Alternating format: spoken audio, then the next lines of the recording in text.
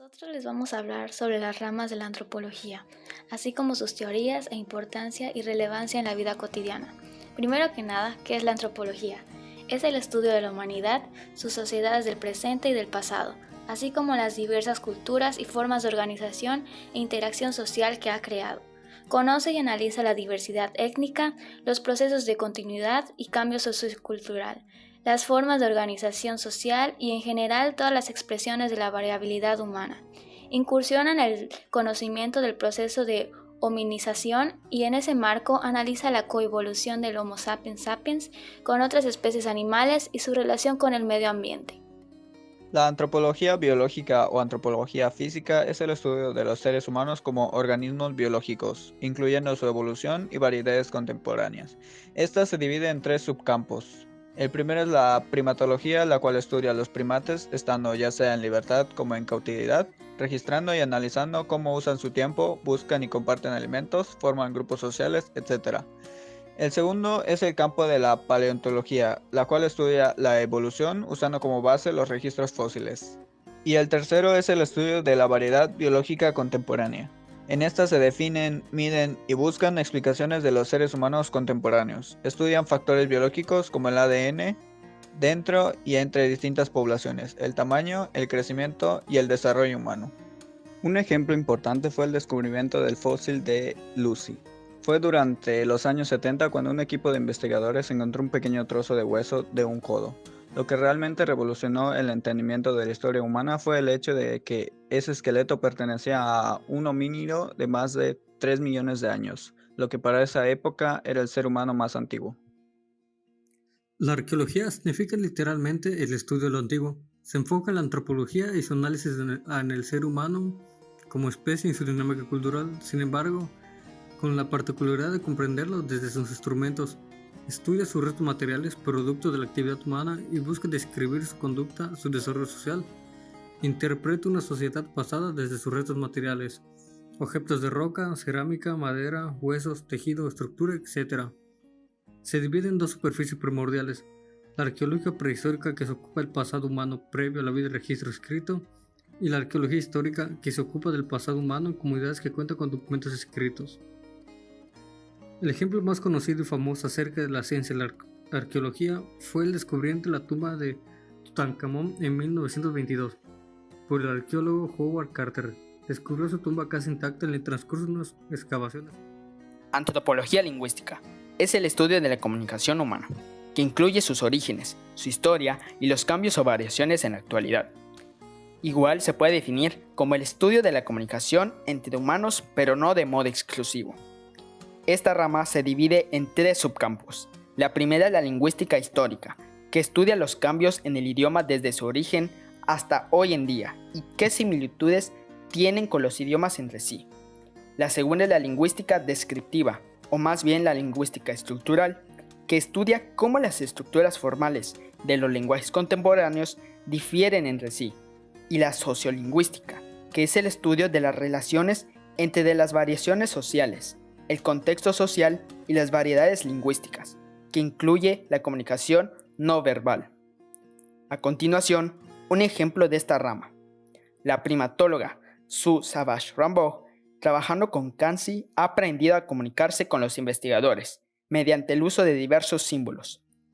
Esto es claramente del subcampo de la antropología sociolingüística, porque incluye la comunicación no verbal entre la primatóloga y Kanzi. Yo les voy a hablar sobre la antropología cultural, o también llamada antropología social, que es el estudio de las culturas de los pueblos contemporáneos y actuales. Examina las diferencias y semejanzas entre las culturas, incluidos los cambios y variaciones. Los antropólogos aprenden sobre las culturas mediante la convivencia con la gente que estudian durante largos periodos de tiempo.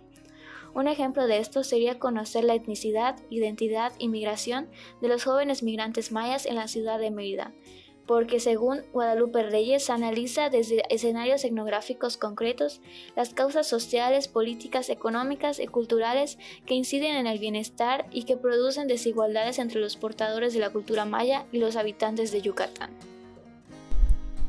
Continuaremos con las teorías. Empezaremos con el evolucionismo, en las cuales Morgan y Tyler fueron sus autores. Esta teoría sugiere que existe únicamente un camino por el cual pueden evolucionar las sociedades. Es conocido como evolucionismo unilineal. Morgan lo planteó de una manera cultural y Tyler de una manera religiosa. Pasamos con los boasianos. Boas y estudiantes fueron sus autores. Estos trabajaron para demostrar que la biología no determina la cultura. Rechazaron el método comparativo, ya que las historias y causas particulares del totemismo en las sociedades eran todas diferentes. Otorgaron mayor importancia a la difusión o préstamo de culturas y usaron los rasgos culturales como unidad analítica para estudiar la difusión de estas. Se basaban en que cada elemento de una cultura tenía su propia historia distintiva y que las formas sociales no eran idénticas. Seguimos con el funcionalismo, en el cual Malinowski y Radcliffe Brown fueron sus autores. Se enfocaron en el papel de los rasgos y las prácticas culturales en la sociedad contemporánea. Se creía que las costumbres e instituciones en la sociedad estaban integradas e interrelacionadas. En la corriente funcionalismo de necesidades por Malinowski, los humanos tenían un conjunto de necesidades biológicas universales y desarrollaran costumbres para satisfacerlas. Según el funcionalismo estructural por Radcliffe Brown, las costumbres sirven para preservar la estructura social, y el funcionalismo panglossiano detona la tendencia de ver las cosas en funcionamiento, ya que en cualquier desviación de la norma solo lo dañaría. A continuación tenemos el configuracionismo, en los cuales Bendick y Mead fueron los autores. Al igual que en el funcionalismo, ven la cultura como un todo integrado. Benedict subrayó que los rasgos culturales tienen patrones o se integran de una manera única. Mead descubrió que patrones en las culturas que estudió, estos pueden producir tipos de personalidad y configuraciones culturales muy diferentes. Seguimos con el neovolucionismo, en donde Leslie White y Julian Stewart fueron sus autores. White tomó un enfoque sobre una evolución general, sustentando la idea de que a través del tiempo uno puede ver la evolución de la cultura como un todo. También se dio cuenta de que ciertas culturas podían no evolucionar en la misma dirección. Julian Stewart propuso un modelo evolutivo diferente que llamó evolucionismo multilineal y demostró cómo varias culturas evolucionaron a lo largo de varias líneas diferentes. Materialismo cultural. Su autor, Marvin Harris, señala que toda sociedad tiene una infraestructura. Esta consiste en tecnología, economía y demografía. De ella se desarrolla la estructura, que son las relaciones sociales, el parentesco y la descendencia. También menciona una superestructura, la cual incluye a la religión, la ideología, el juego y los aspectos más alejados de los humanos. Los autores de la teoría de la cultura y la persona son Leslie White, Alfred Kroeber y Emil Durkheim. Leslie White se refiere a esto como fuerzas culturales que producían personas extraordinarias debido a las condiciones en las que vivían. Llegó a pensar que pudieron haber existido otros grandes genios, no obstante, las condiciones culturales de su época no lo permitían. Y eso explica cómo es que existieron varios descubrimientos simultáneos. Kroeber mostró el poder que tenía la cultura sobre el individuo, quienes son llevados por las nuevas tendencias y modas. Durkheim creó la conciencia colectiva y estudiaba hechos sociales de los cuales el comportamiento de los individuos interfería en los hechos, y cómo es que la gente es parte de posiciones sociales y estatus heredadas por la culturalización. Ahora hablaremos sobre la antropología simbólica e interpretativa. Primero, la antropología simbólica. Su autor es Victor Turner, en el que explica la importancia de los símbolos, el significado de estos y las funciones que estos tienen en la sociedad y la cultura. Esto conlleva a la antropología interpretativa. Su autor es Clifford Geertz y se trata de la importancia que tienen los símbolos en la cultura de los nativos y cómo estos funcionan para expresar sus sentimientos, pensamientos y juicios. La siguiente teoría sería el estructuralismo, que se asocia principalmente a Claude Lévi-Strauss.